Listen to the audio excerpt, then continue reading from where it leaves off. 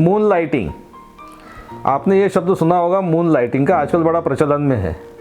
Moon lighting का मतलब होता है व्यक्ति कहीं एक जगह पे काम कर रहा होता है और साथ साथ में उसी जगह किसी दूसरी कंपनी के लिए भी लुक छुप करके काम कर रहा है और वहाँ से भी पैसा धन अर्जित करता है।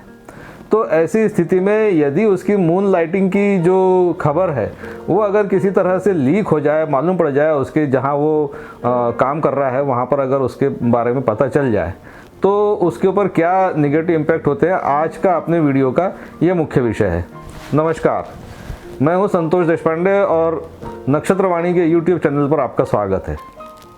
कई बार ऐसा होता है कि व्यक्ति एक जगह एक कंपनी में काम कर रहा होता है और साथ में अतिरिक्त धनार्जन के लिए सोर्स ऑफ इनकम के रूप में कहीं दूसरी जगह भी काम कर रहा होता है और वहाँ से भी धन प्राप्त करता है।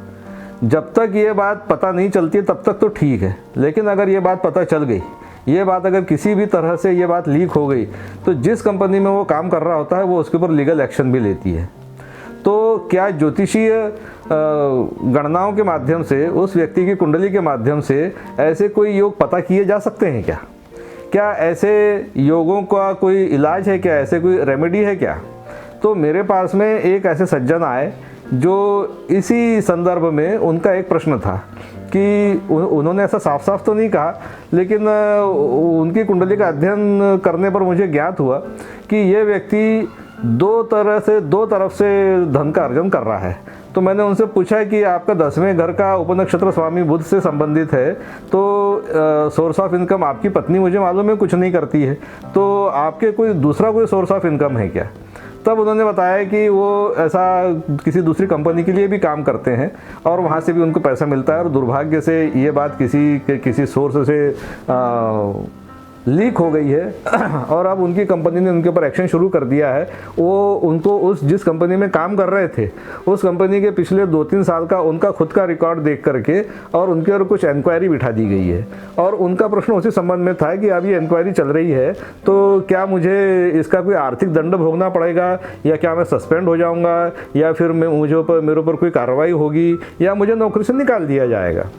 तो अब ये प्रश्नों का उत्तर खोजने के लिए उनकी कुंडली का थोड़ा सा गहरा अध्ययन करना पड़ा और उसमें जो है उनके 2, 6, 10, 11, 3, 5, 8 ऐसे भावों का और प्लैनेट्स का अध्ययन करने के बाद में मैंने उनको कुछ रेमेडी सुझाई।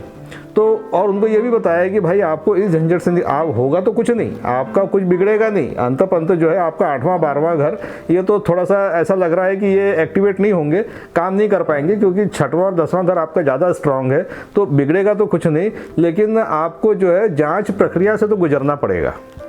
जांच प्रक्रिया 3रा घर और 5वां घर इसके लिए जिम्मेदार होते हैं। तो वो तो उस व्यक्ति के साथ में हुई, कुछ उन्होंने उपाय किए और उसके बाद में वो उस मून लाइटिंग के प्रोसेस से बड़ी मुश्किल से बाहर निकले। उनके ऊपर कुछ इंक्वायरी भी बैठी जिसमें उन्होंने कुछ जवाब दिए, कुछ प्रेजेंटेशन दिया अपना और अंततः वो उनकी कंपनी ने उनको बरी कर दिया।